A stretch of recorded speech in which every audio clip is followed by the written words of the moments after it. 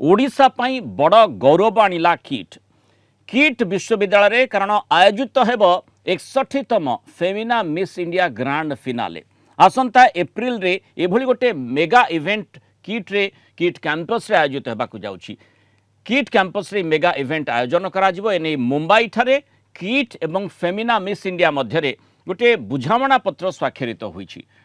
तेणु प्रथम थर पई कौन से विश्वविद्यालय रे एभली मेगा इवेंट आयोजन करा जाउछि।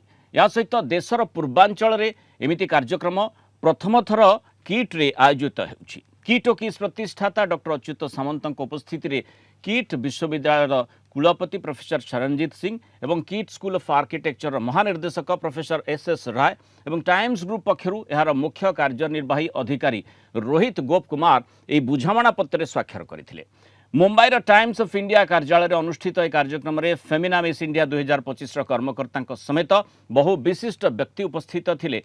बुझामणा समय कार्यक्रम सीधा प्रसारण करा जायथिला। एही कार्यक्रम आयोजन पई फेमिना मिस इंडिया पक्षरु दीर्घ 4 मास पूर्वरु किट ओ किस परिदर्शन करी यार भित्तिभूमि से बुली देखिथिले। किट्र अति सुंदर भित्तिभूमि देखि किट्रे ही ये कार्यक्रम आयोजन करने को निष्पत्ति नहीं। यह अवसर में सूचना दे डॉक्टर सामंत कहले एक मर्यादाजनक कार्यक्रम होइथिबारु यह किट ओ किस एवं समग्र ओडिशा पई गर्व एवं गौरवर विषय। On a very special occasion, I have been standing on this podium on different parts of the country and globe for different occasions. But this is the occasion will come and God will give us or me. It is beyond our imaginations.